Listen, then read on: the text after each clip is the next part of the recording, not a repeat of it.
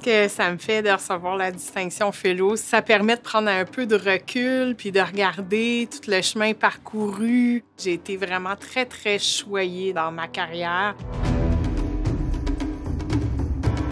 Porter un titre professionnel comme CRHA, c'est de dire, pour moi, les gens sont importants, vous êtes importants, je veux travailler pour vous et avec vous.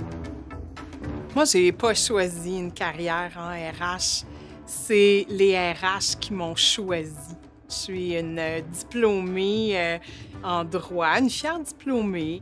Je me sentais un peu perdue dans cette profession-là, puis j'ai décidé d'explorer autre chose.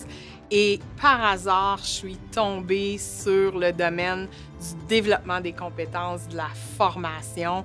Puis là, ça a été une révélation. Ça venait chercher une de mes très grandes forces, qui est l'amour de l'apprentissage. J'ai fait des années dans des organisations plus de nature financière, des grandes banques. J'ai bifurqué vers le domaine public, donc j'ai eu l'opportunité de joindre Hydro-Québec, la STM. Je suis venue faire un séjour auprès de mon ordre parce que j'aimais tellement ma profession que j'avais le goût de m'y dédier à temps plein. Puis, depuis 3 ans, je suis rendue PDG de l'Institut de planification financière. Donc, on voit le fil à chaque fois, c'est l'apprentissage, c'est le développement des compétences qui est mon moteur, qui fait que je veux m'investir dans une organisation.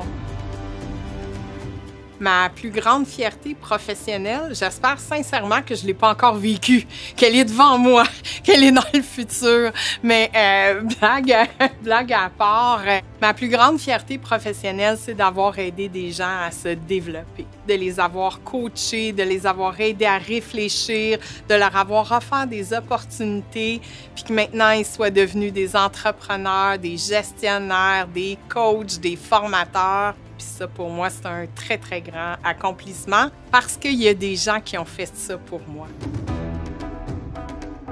Le plus grand apprentissage que j'ai fait là, dans ma carrière, c'est que quand les gens travaillent ensemble, il y a toujours des solutions.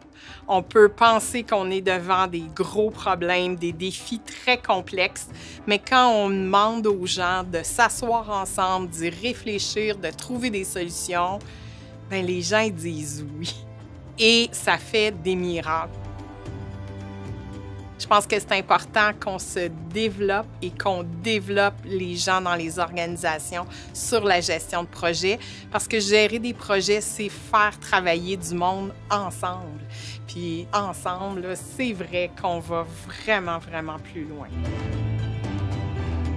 Les grands défis des entreprises présentement, ils sont par rapport aux talents, ils sont par rapport aux gens. Donc, je souhaite qu'on se forme sur la gouvernance des entreprises et qu'on siège à des conseils d'administration. Puis mon dernier souhait, c'est de faire en sorte, je pense qu'il y ait de plus en plus de CRHA, CRIA qui accèdent à des postes de dirigeants, puis pas juste dirigeants RH. Je pense qu'on peut prendre notre place comme PDG de beaucoup d'organisations.